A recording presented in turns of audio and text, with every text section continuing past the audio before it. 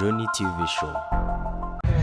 Muri Rayon Sports nagiye mbona umwanya uhagije ariko ngiye kubona umwanya uhagije wo gukina sanani gukora cyane kugira ngo mbashe kugaragaza ikindi mu soro ndashima Imana yo kumutoza bikagenda neza. Naje muri iri rushanwa ariyo kipe twakwita Dado. Urebye ibyumweru bibiri byonyine byatize mbese abantu batabafite icyizere ariko ubu muyoboye iri rushanwa mumaze gutsinda match ebyiri mumaze gukina n'iki kiri kubafasha. Nibyo koko twaje mu rushanwa tutabaha amahirwe bijyanye n'ibibazo twagiye tugira serivisi n'abizi bya mikoro n'ibindi n'abakinnyi ariko natwe nk'ikipe tugiye gutangira hari ukuntu bavuga ariko namwe mukica mukavuga ati bitewe n'uko batuvuga mureke natwe turwanire oneri yacu dushyiremo imbaraga twigaragaze natwe twiheshe icyubahiro so twebwe twaje nta puresha turiho aho turavuga ati reka dushyire hamwe dukore cyane n'umutima n'umunsi ushobora kuba bitameze neza ko ejo bikagenda neza so Imana ishimwe kudushoboza bikagenda neza. Uko yaragiye Shabalala aragenda barabataka sezishiza isigari yagenderagaho uyu mwaka twizere Prince ugiye gukaba. Ni koko baragiye kandi n'abakinnyi badufashije haba bagiye badufasha haba mu nama bagiye batugira ndetse no mu bikiso bo baragiye natwe nahacu kugira ngo tuzamure urwego tugire twerekane dukore cyane tugire discipline ndetse tugire no kwikontinga imitonde yaduhaye. Hanyuma Prince muri twara neza ariko mu kipe y'igihugu umwanya wawe ukinaho hari ikibazo cy'abarwayi bafite imibare myiza uratekereza kuba wakora cyane na bikagufasha kuba wahamagarwa. Ngira ngo icyambere fokasingeho ni ugukora no gufasha ikipe yanjye ubwo abatoza b'igihugu nabona mbikwiriye hari icyo nabafasha nanjye nzagenda nanga imbaraga zanjye nta muntu ntifuza gukina ikipe y'igihugu yarishema.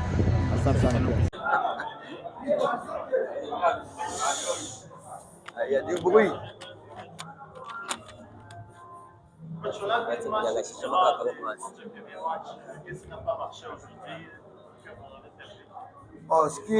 Si on garde que la défaite, oui, ça c'est le mauvais côté de la chose, c'est qu'on a perdu.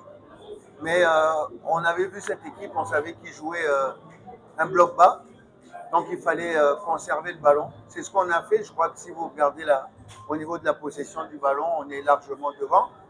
Mais c'était une possession un peu lente, donc il fallait garder le ballon un peu plus rapidement et pour pouvoir se créer plus d'occasions dans les 18 derniers mètres adverses. C'est ce qui nous a manqué un peu. Bon voilà, on est dans la phase de préparation et c'est l'occasion de tirer des bonnes leçons. Et de ça, je suis vraiment content de pouvoir jouer ce genre de match parce que quand on aura des matchs officiels, au moins on aura eu une répétition grandeur nature. Coach, deuxième match ici, vous n'y arrivez pas toujours. Est-ce qu'on ne peut pas dire que c'est la question de l'effectif? Parce que Azam est une grande équipe. On peut dire que c'est un problème d'effectif. Ça dépend de ce qu'on recherche. Hein. Quand on est là, nous on est venu pour faire des matchs, pour donner du temps de jeu. Donc quand on a commencé, on a donné 45 minutes à chaque joueur. Parce que ce n'est pas du jour au lendemain, on vient d'une trêve. Et on n'est pas prêt à jouer un match 90 minutes. On n'est pas prêt. Donc il faut y aller étape par étape. On a commencé d'abord à faire jouer 45 minutes pour chaque joueur. Ensuite, on a joué 60 minutes chaque joueur. Maintenant, on joue 90 minutes pour chaque joueur. C'est pour ça que je n'ai pas laissé la même équipe. On a joué le premier match, ils ont joué 90 minutes. Là, ce sont d'autres qui jouent 90 minutes pour qu'on prépare. On a le tournoi, bien sûr. Mais ce qui est plus important pour nous, c'est de préparer le match de Coupe d'Afrique. C'est ça le plus important. Il y a beaucoup de rumeurs que quand vous retournez à Dar es Salaam, vous allez participer au CECAFA. Est-ce que vous avez déjà vu l'invitation? Moi, je ne suis pas là pour commenter les rumeurs. Hein. Les rumeurs, ce sont les rumeurs. Ceux qui les propagent n'ont qu'à dire ce qu'ils ont à dire. Là, je suis désolé, je ne peux pas commenter une rumeur. Donc, ce sont des rumeurs? Oui, les réseaux sociaux, maintenant, c'est comme ça. Hein. Quelqu'un qui est derrière son ordinateur, il dit quelque chose et puis tout le monde fait ses commentaires. Moi, je ne suis pas là pour ça. La réalité, pour l'instant, c'est que nous ne sommes pas inscrits à la CECAFA. Ça, c'est la réalité. Maintenant, la rumeur, elle fait ce qu'elle veut. Il y a des jeux que vous attendiez depuis l'équipe nationale du Congo, c'était déjà arrivé? Non. Vous savez, ils ont joué, ils n'ont pas eu de trêve. Ils ne se sont pas arrêtés et ils n'ont pas eu de trêve. Donc, ce ne sont pas des robots. Donc, on leur laisse du temps de repos. Je vous dis encore une fois, il y a 9 joueurs avec l'équipe nationale de Tanzanie. il y a un joueur qui vient de terminer avec le Congo, et puis vous avez vu d'autres joueurs ici qui n'ont pas encore commencé. Donc, on leur laisse le temps de se reposer, de venir et de s'intégrer tranquillement dans le groupe. Coach, en tant qu'acticien, est-ce qu'il y a certains joueurs que vous avez appréciés comme quelqu'un qui peut répondre à certains joueurs dans les clubs dont vous êtes le coach? Il n'y a pas certains Rwandais que vous avez admirés par exemple? Bien sûr qu'il y a des bons joueurs rwandais, il y en a beaucoup. Il y en a beaucoup. On n'aime pas trop citer les noms, mais il y en a beaucoup. Je vous rappelle quand même que j'ai ramené un certain Souguir dans Vita Club. C'était un bon joueur. Il y a des bons joueurs comme les Anissé qui nous ont fait tant de mal maintenant qui est en Tunisie. Il y a beaucoup de bons joueurs. Il y a les Fitina, il y a beaucoup de bons joueurs rwandais. Je ne peux pas les citer tous. Dans cette compétition, ben, vous les voyez. Comme si je prends rien que cette équipe qu'on vient d'utiliser, dans leur configuration de jeu, dans la façon dont ils ont de jouer, le gardien de but, c'est un bon gardien, sauf qu'il dort trop. Ça, normalement, je lui donne un conseil, juste un conseil. Je ne suis pas un donneur de leçons, mais s'il veut aller un peu plus haut, il faut qu'il arrête de dormir. Il faut qu'il arrête de dormir. Le football, maintenant, c'est du temps de jeu. On doit jouer un maximum de jeu. C'est pas venir dormir, c'est pas faire l'anti-jeu. Mais c'est un très bon gardien. Donc, qu'il mette ça dans sa tête pour progresser. Pour progresser. On regarde tous les matchs à la télé, on ne voit pas un gardien dormir comme ça. Donc, voilà, entre autres. Mais sinon, si on prend la configuration du jeu aujourd'hui, on a des très bons joueurs. Vous avez vu sur les côtés, ça déborde. L'avant-centre qui est très grand, il est très utile à son équipe parce qu'il garde bien le ballon, il ne perd pas de ballon. Donc, il y a des bons joueurs. Merci, coach. Merci à vous. Kosa Shabani, félicitations. Match ebyiri, win ebyiri ku ikipe yafatwaga nka gatatu kurushanwa ku cyumweru gusa cyane gukora benshi babwiye abahungu uri kubahiye mesaje ko tubona ibyo bari bitezweho bari gukora ibyabo.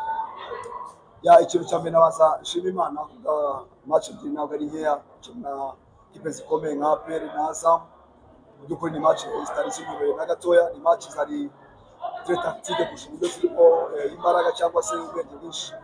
Wabonaga ari match mu by'ukuri twari twiteguye ko itaza kutworohera na gatoya.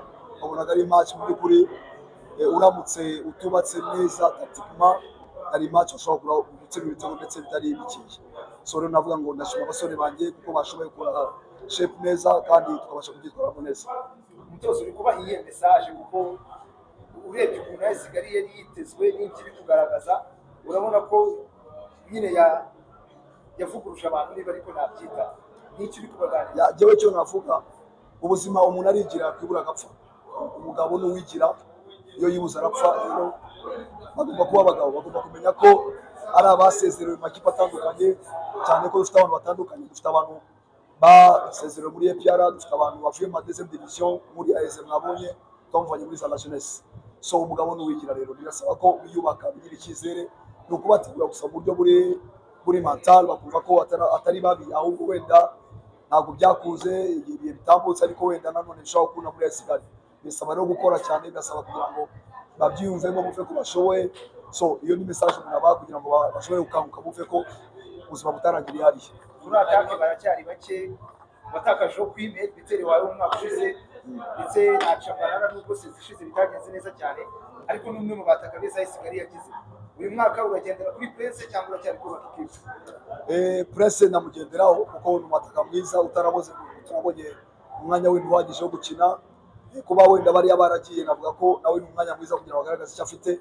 Nituramuka tubonye abandi wenda bafatanya bizaba byiza kurushaho, ariko atanahari nanone nakundi uzasubira gutya kandi hamwe n'Imana bizagenda. Nyuma coach n'irushanwa ariko rategura umwaka utaha w'imikino mu mabona yitwara neza, ariko se noneho ni ibintu bivuze iki kuri Kigali mu mwaka utaha w'imikino?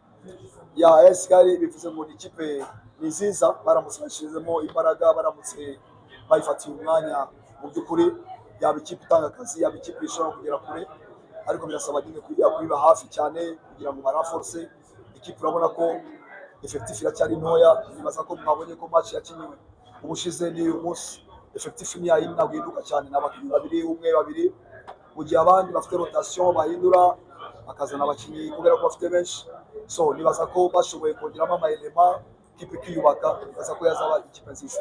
Coach, niba hari uwakikubajije mbere ntarahagera aze kwihangana, ariko ndagira ngo umwiri ushize wari washwa ya mbere yari Arsene Tuguma, umunsi wabikuye ubanza Jose, aho bigeze muri pre-season waba waramaze gukora amahitamo y'ubanza hagati yabo bombi, urabasobanurira gute uko bakina ikipe yabo?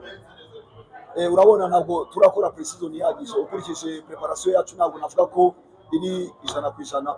Rero hari igihe ureba ukavuga ati uyu muntu nkurikije ahantu ageze, uramutse ukomeje kumuforsa cyane ashobora gukraka rwose ukamubura n'Manchester. So birasaba gukora rotation, ahubwo iyo nza kujya n'abandi benshi n'abandi bari kubaruhura, rero ni ifashe kugira ngo bamwe baruhuke abandi bagiyemo kugira ngo bataza kugira ikibazo cya misile byarushaho kubaneza kandi bakazaba mu gihe kirekire. hano shampiyona iwacu muri shampiyona iwacu havugamo gutegura hasigari ufite abakinnyi benshi cyane b'imyiza bagiye gutera mu yandi ma ekipe, ntabwo ubona ko bishobora kuzakugonga twageze muri shampiyona nk'abakinnyi bagiye gutera mu yandi ma ekipe mwahuye nabo bikaba babategura? Oya, ibyo gutegura ntabwo byo mbizi, ntegura mu kibuga, ibyo hanze y'ikibuga ntabwo bitindaho, cyangwa nuko gusa gukora bakamenyerana ibindi namwe n'imisi bizagenda neza. Murakoze cyane.